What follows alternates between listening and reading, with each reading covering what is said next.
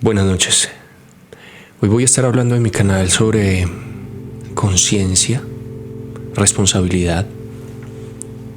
En mi caso tengo que ser muy puntual y tengo que encontrar ese punto exacto en donde yo suelto el negocio para adultos y empiezo a trabajar desde otro lado de la moneda, en el bienestar, en la espiritualidad, en la formación y la mentoría, y explicar un poco a las personas detrás de la pantalla cómo funciona un poco este estado de conciencia, esta responsabilidad, o esto que impulsa a una persona a trabajar en una industria que al final se convierte en un producto que puede generar una adicción muy grave, y se junta el conjunto de adicciones de comportamiento químicas que experimentamos el hombre moderno. Y como la base de mi programa, de mi formación y de mi acompañamiento es precisamente psicológico, terapéutica, en donde un mentor, que es una persona que ya pasó por ahí, va a ayudarle a una persona que está debatiéndose a encontrar las herramientas necesarias para poder salir de esa oscuridad y de esa cárcel de la adicción. Comparto con todos ustedes de pronto este video para que podamos empezar a poner claro esas razones puntuales por las cuales una chica o un chico pudo haber grabado contenido para adultos y lo escribí completo para todos ustedes. Una de las cosas que siempre se explica es que en el internet, después de que un contenido está subido legalmente en una plataforma que requiere documento y cédula para verificar que es mayor de edad, se distribuye de manera automática e instantánea y no tiene reversa. Importante: miles o cientos de miles de bots van a los grandes portales, agarran el video, descargan el video y reproducen en miles de cientos de diferentes sitios en los cuales se aloja el contenido. Utilizan este contenido que ya hicieron otros productores de forma ilegal para ganar publicidad, para ganar tráfico, para vender publicidad y para utilizar un producto que ya está hecho en generar, como les digo, clics, y así se mueve el internet. Hay muchas razones por las cuales una persona, una chica o un chico graba un video íntimo, o un video en una productora, o un video adulto. Casi siempre es la curiosidad de verse a sí mismo, de ser disruptivo, de romper las reglas, de ser la oveja negra un poco. La oveja negra de la familia, la oveja negra de la relación, de ser rebelde. Esto tiene que ver con una personalidad de cada una de las personas que trabajamos en la industria para adultos. Siguiente: es una persona que de cierta forma tenemos un trauma en alguna parte de nuestra psique, un trauma sin resolver, y que esta adrenalina hace parte como de querer sanar, querer resolver, querer investigar algo de ese mismo trauma. Por ejemplo, en la industria adulta es muy popular que las actrices carezcan de la figura paterna, hayan tenido un evento de maltrato en su infancia, hayan tenido algún signo de abuso, hayan tenido algún episodio en su vida que en este momento les da un disparador para que entren en una industria tan disruptiva. También es como un caso de validación, quieren ver su figura, su momento sexual como sin miedo a mostrarse. Pero cuando aparece online, ese contexto cambia. En ese momento ya no eres esa misma persona, porque muchas veces te imaginas cómo va a quedar y otra cosa es cómo queda el video. Y empieza a generarse un caos interno. Pero el verdadero caos no aparece ahí, aparece años después, cuando la modelo ya no tuvo la disciplina para seguir en esta industria, porque si uno hace una escena es porque quiere ser actriz toda la vida, y empieza a trabajar en otras cosas. Y esas otras cosas, ese otro mundo, el mundo real, el mundo de la moralidad, no ve con buenos ojos que una persona tenga un contenido para adultos en internet dando vueltas. Y entonces ahí es donde se arman de un mecanismo como la tutela, que es un accionar legal en donde se habla de los derechos fundamentales, derecho a la honra, el derecho al buen nombre que tiene cada ciudadano, para poder ir directamente a la productora. En ese caso, muchas veces han ido hacia mí, atacándome con vías legales, También está la vía penal, que es con fiscalía, en donde pues se comete un delito, hay que demostrar que se comete un delito.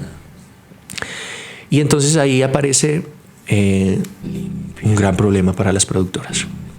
En mi caso, desde el 2004 aproximadamente que venimos grabando, siempre hemos aprendido que una modelo, por más segura que parezca a la hora de grabar, que esté más convencida de que quiere ser la última estrella del cine para adultos, siempre en algún momento va a venir a reclamar sobre ese contenido. La mayoría de los contenidos que yo grabé no eran míos, eran contenidos para otras empresas americanas, empresas europeas. Entonces el archivo no me pertenece a mí, le pertenece a la empresa. A mí simplemente me pagan por el producto, por producir, por dirigir, por hacer la parte legal. Y todas las modelos no solamente firman un contrato cediendo los derechos de comercialización y distribución para toda la vida, sino que también yo acostumbraba a hacer un video en donde certificaba que no estaba bajo efectos de drogas y alcohol. También la cédula, hemos venido por muchos procesos en donde se ha ido mejorando los procesos y en donde a lo largo de estos años en las empresas se ha ido incorporando el trabajo psicológico y he trabajado con plataformas en las cuales tratamos de explicarle a las chicas las implicaciones futuras que tiene ese contenido. Pero bueno, no es solamente el archivo, no es solamente el problema, no es solamente el debate legal, sino que esto se viene acumulando, se viene haciendo una bola de nieve. Y entonces se le suma a esto el protestas o situaciones en las cuales la modelo dice, no, lo que pasa es que protesto porque no se me pagó lo suficiente por el contenido, pero todos los contenidos tienen un presupuesto. Cuando tú vas a una producción, te dicen, mira, el presupuesto para esta producción es tanto.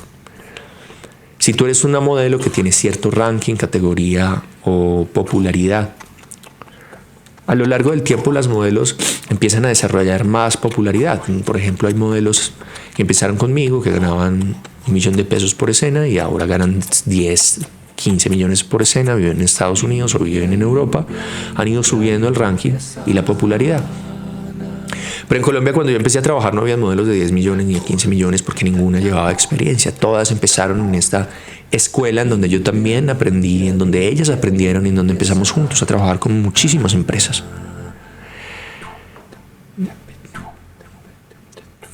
Ese video muestra muchas veces a esta modelo 10 años después a una versión que ella ya no quiere ser. Porque en algún momento lo grabó en un punto emocional totalmente distinto al día de hoy. Pero repito, es totalmente imposible para una empresa de distribución de contenido masivo como esto quitar un contenido que está en internet y que fue un video cumpliendo los protocolos legales. Entonces se empieza a mirar un montón de líneas posibles en las cuales se pueda desarmar la teoría y se pueda atacar al productor. Pero repito, el productor no es dueño del contenido. Entonces se empieza a analizar dos posibles problemas, un problema civil o un problema penal. El problema civil tiene que ver con si el contrato fue claro o no, y sí, el contrato siempre es claro, siempre es puntual, no es un engaño. Tú llegas a una empresa que lleva experiencia y que lleva reputación y que lleva años grabando un contenido para adultos, sabes que vas a grabar un contenido para adultos, no es que vas a grabar un reality mainstream y de pronto dentro del reality hay una escena pornográfica, no, vas a una empresa de cine para adultos porque quieres grabar cine para adultos, porque quieres fama y fortuna. Fingir que no existe no cambia el hecho de que alguien en algún lugar ya lo descargó, lo compartió y lo guardó. Normalmente es tus familiares los primeros que se enteran y los primeros que empiezan a chantajear a las chicas con mostrarlo a los otros familiares. Entonces, claro, se encuentran en un momento de bastante presión, lo entiendo, difícil, y todo es por falta de conciencia, falta de claridad, falta de honestidad con los seres queridos a la hora de trabajar. No aceptar el video no solamente es negarse a verse online, sino es negarse a verse como era uno en ese momento.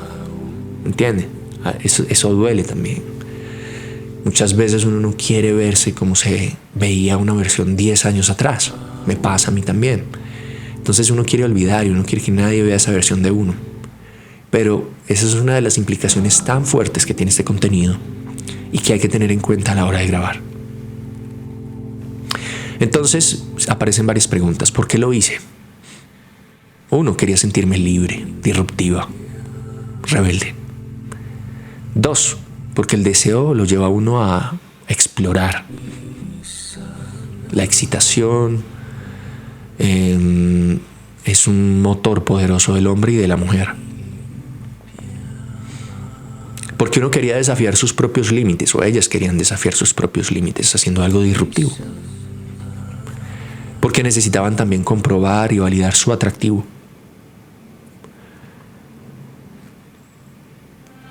Porque el impulso a veces es más fácil que la razón. Entonces, aceptar es complicado. Significa asumir. Asumir que fuimos humanos, asumir que cometimos errores o no, si fue para ti un error, y que se viven experiencias intensas en este negocio. Que uno entrega una parte de sí misma o de sí mismo, y que normalmente esta parte a uno le reclama volver a casa porque siente uno cierta incomodidad, porque esa versión a uno no le gusta. Entonces ahí es donde está la posibilidad de cambio, de aceptar y de responsabilizarse, y aceptar que a partir de ese momento uno tiene que ser mucho más consciente con sus decisiones, con sus palabras, y actuar de forma impecable. Uno puede empezar a aceptar que el video está online y hacerlo educacional, usarlo para educar, para inspirar, para hablar del consentimiento, de los límites y del perdón, pero no para atacar e inventar, por ejemplo, a un productor, a decirle que cometió un abuso, dañarle su vida, destrozarle su vida, generarle un caos, inventar cosas que no fueron también es un problema, porque hace el problema más grande. Uno puede convertir el dolor en mensaje y el mensaje en medicina, pero uno tiene que asumir su parte y su responsabilidad. ¿A dónde fui? ¿Qué me ofrecieron? ¿Qué hice? ¿Qué recibí? Pero uno tiene que asumir su responsabilidad. Uno tiene que asumir que fui a un sitio, grabé una escena, fueron las condiciones, firmé un contrato, ¿ok? Pero nadie te obligó. Nadie te obligó, porque es una empresa que no obliga a la gente, que al contrario, les dice: asume tu responsabilidad a la hora de trabajar. Entonces, mucho por trabajar de ahora en adelante. Mucho. Y mucho por trabajar en este programa de crecimiento personal, en donde le abro las puertas también a las personas que han trabajado en el negocio adulto. De hecho, tengo muchos clientes que trabajan en el negocio adulto y nos genera todavía mucho caos de manera interna, esta parte íntima. Trabajar ese ego, trabajar el ego del personaje, desenvolverlo y darnos cuenta de que qué pasó, qué tipo de personaje había ahí.